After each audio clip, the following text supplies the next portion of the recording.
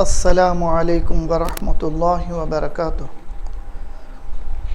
نحمدہ ونصلی علی رسولہ الکریم وعلی آلہ واصحابہ واہل بیتہ اجمعین اما بعد فاعوذ باللہ من الشیطان الرجیم بسم اللہ الرحمن الرحیم وربک یخلق ما یشاء ویختار آمنت باللہ صدق اللہ العظیم۔ محترم حضرات، میں نے جو آیت کریمہ کی تلاوت فرمائی اس کے معنی ہیں وَرَبُّكَ يَخْلُقُ، اور آپ کا رب یخلق ما یشاء، جو چاہے پیدا فرماتا ہے، وہ اختار، اور جسے چاہے اس میں سے منتخب کر لیتا ہے، چن لیتا ہے۔ اللہ تعالیٰ نے سال کے 12 مہینے بنائے ہیں، ان میں سے 12 مہینوں میں سے بعض مہینوں کو فضیلت عطا فرمائے ہیں۔ ان میں سے ایک مہینہ ہے شعبان المعظم کا مہینہ۔ شعبان المعظم کے بہت سارے فضائل ہیں، جس کو سردار اولیاء حضور غوث پاک رضی اللہ تعالی عنہ اپنی کتاب غنیۃ الطالبین میں بیان فرمائے ہیں۔ انہی میں سے چند فضائل آپ کے سامنے پیش خدمت ہیں۔ حضرت ابو ہریرہ رضی اللہ تعالی عنہ صحابی رسول سے روایت ہے کہ آپ فرماتے ہیں کہ حضور صلی اللہ علیہ وسلم کا ارشاد مبارک ہے، شعبان میرا مہینہ ہے، رجب اللہ کا مہینہ ہے، رمضان میری امت کا مہینہ ہے۔ شعبان گناہوں کو دور کرنے والا ہے، رمضان المبارک گناہوں سے بالکل پاک و صاف کرنے والا مہینہ ہے۔ حضور اکرم صلی اللہ علیہ وسلم کا اور ایک ارشاد مبارک ہے، رجب اور رمضان کے مہینے کے درمیان شعبان کا مہینہ ہے، لوگ اس مہینے میں غفلت کرتے ہیں۔ یہ وہ مہینہ ہے جس میں بندوں کے اعمال اللہ تعالیٰ کی بارگاہ میں پیش ہوتے ہیں، اور حضور صلی اللہ علیہ وسلم فرماتے ہیں، میں چاہتا ہوں کہ میرے اعمال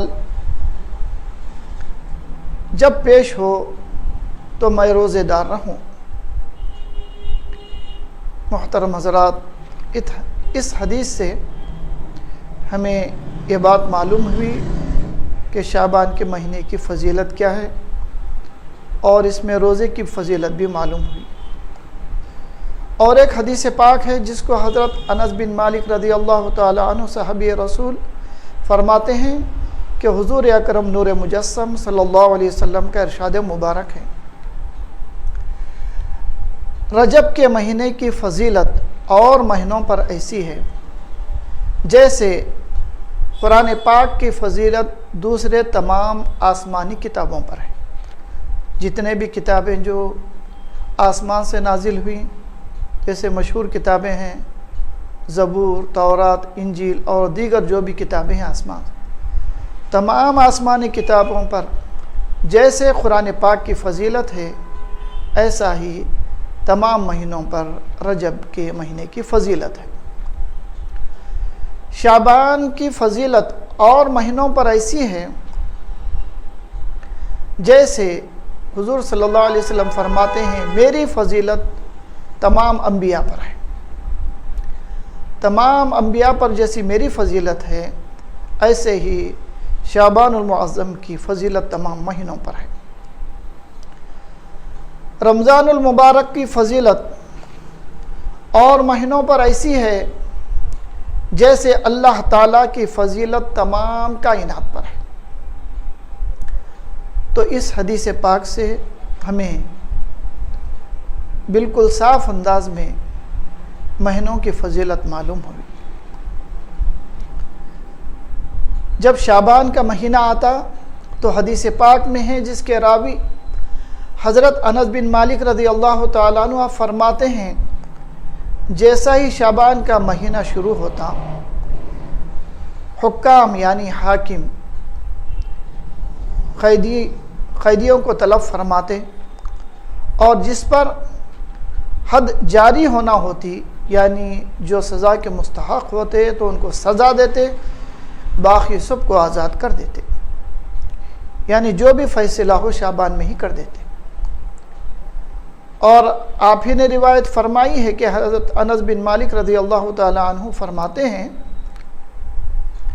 شعبان کا مہینہ شروع ہوتے ہی صحابہ رضی اللہ تعالی عنہم عبادت میں مشغول ہو جاتے اور کثرت سے قرآن پاک کی تلاوت فرماتے، کثرت سے عبادت میں لگ جاتے، اور جو صحابہ رضی اللہ تعالی عنہم تاجر ہوتے اگر دوسروں کو کچھ قرض دینا ہوتا تو قرض دے دیتے، اور دوسروں سے کچھ قرض آنا ہوتا تو اس کو اصول کر لیتے، اور رمضان سے پہلے اپنے تمام کاروبار کا حساب کتاب کر لیتے، اپنی مال کی زکوٰۃ شعبان کے مہینے میں ہی نکال دیتے، اور جیسے ہی رمضان کا چاند شروع ہوتے ہی عبادت میں لگ جاتے، اعتکاف میں بیٹھ جاتے۔ یہ معمول تھا صحابہ رضی اللہ تعالی عنہم کا۔ اور حدیثوں میں موجود ہے کہ ام المؤمنین حضرت عائشہ صدیقہ رضی اللہ تعالی عنہ فرماتے ہیں کہ حضور اکرم نور مجسم صلی اللہ علیہ وسلم ماہ شعبان میں اتنے زیادہ روزے رہتے کہ ماہ رمضان کے روزوں کے سوا کسی اور مہینے میں اتنے روزے نہیں رہتے جتنے شعبان کے مہینے میں روزہ رکھا کرتے۔ تو محترم حضرات اور دوسرے بھی بہت سارے فضائل ہیں شعبان المعظم کے، یہ چند فضائل آپ کے سامنے بیان ہوئے ہیں۔ تو اس سے ہمیں معلوم ہوا کہ شعبان المعظم کی فضیلت کیا ہے۔ اللہ کی بارگاہ میں دعا ہے اللہ تعالیٰ اس مہینے کی فضیلت ہم کو حاصل کرنے کی توفیق عطا فرمائے۔ آمین بجاہ سید المرسلین والحمد للہ رب العالمین۔